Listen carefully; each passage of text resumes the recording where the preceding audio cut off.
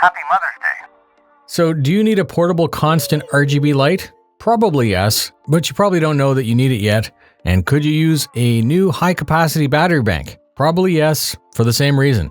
Hello YouTubers, this is noobifier. I cover Star Citizen and I often make reviews of things that many of you may not be interested in. I created a series called Gear Shorts where I make short videos about noteworthy gear. Stick around as I tell you a cool story and show you a cool product. We begin with Type S. I'm a Canadian, and if you are a Canadian below the age of 45 and you've owned a car between 1990 and 2008, you'd have likely bought something from Type S. You probably didn't even notice it when you were sprucing up your ride from the Sprucing Up Your Ride section at Canadian Tire, which is like a Pep Boys. Visit any Tim Hortons around that time on a Friday night car meet. This could have been anywhere across the country, and there would have been at least one person who would have had an RGB light in or below their whip using Type S.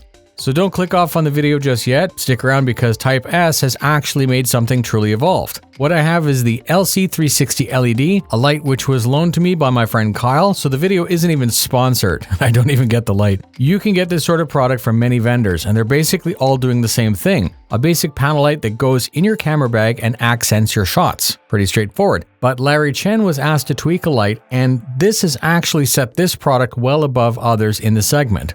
He's a household name and a pioneer in the automotive photography segment, so his input would be directly why the LC360 is better despite being at a similar price point. Flashes are fine for photos, but for video you need constant light. Constant light is also excellent for photography, mind you, but to take photos with constant light, it actually needs to be quite bright. You can tell this is a Type S product because they've added their Bluetooth support. Type S put Bluetooth support on all of their car products so that you can change the lights under your car remotely. This brings a very unique feature to the light that you may not always use, but for that more cinematic shot, you may really appreciate being able to change and adjust the light remotely. Physically, it's a small box just like the others. It's a bit thicker than the others, and it's mounted to a metal arm. There's a USB Type-C, which is a PD port. PD is power delivery for both charging and to deliver power to another device. My first important test was to see if this could actually charge my Canon R5. The R5 is picky and needs the strongest USB-C power source before it'll charge. This is 100% the work of Larry Chen, as it is the only PD bank that I've ever tested that'll actually charge this camera. He shoots Canon, so that makes total sense. Because of this, it'll quickly charge to the highest rate anything you plug into it. Having this in your gear bag could be the difference between getting the perfect shot and getting nothing. Like others, there's a high-resolution OLED screen on the back to help you navigate with the two three-way rockers, push up, push down, depress to register, simple on and off button, and it remembers what your last setting was. A light like this needs to provide repeatable results for photography, and this is where that little screen comes in. White light is described in Kelvin from warm to cool, 2600K is a warm amber light, and 9000K is a purple-blue icy white. Pressing set once allows you to switch a menu, and that gives you 360 colors of RGB.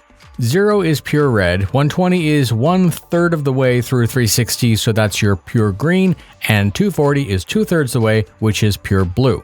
I use this to accent product shots.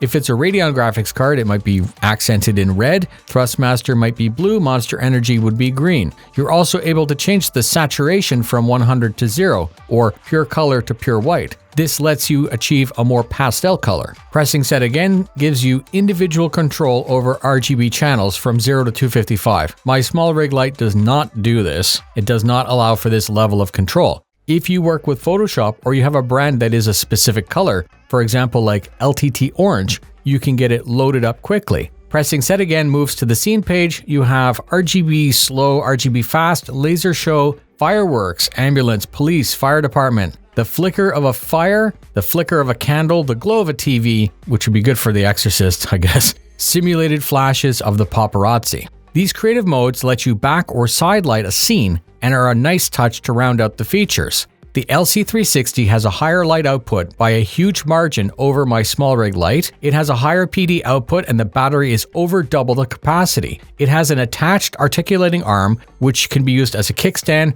or can point the light exactly where you need it. As far as negatives or missing features go, I can see the following. Unlike the small rig, it does not have a magnetic back, meaning it won't just stick to a PC case, a car door, a toolbox, or a fridge door. It's almost twice the thickness and 100 grams or 30% heavier than the small rig. Heavier shouldn't be an issue in a bag, but it might be an issue if you're planning to handhold your camera, right? Once the whole assembly is attached, it adds mass. In the bag, because it's such a large battery, you may actually be able to save and not need to take a second battery bank. The light I've tested isn't mine, and as we close out the video, I'm considering investing in one of them for my bag in my studio. Everything is linked in the description. This time, I don't have a promo code or a discount as the video is somewhat target of opportunity. Thank you very much for spending your time with me, especially if you stayed till the end. Photograph safely.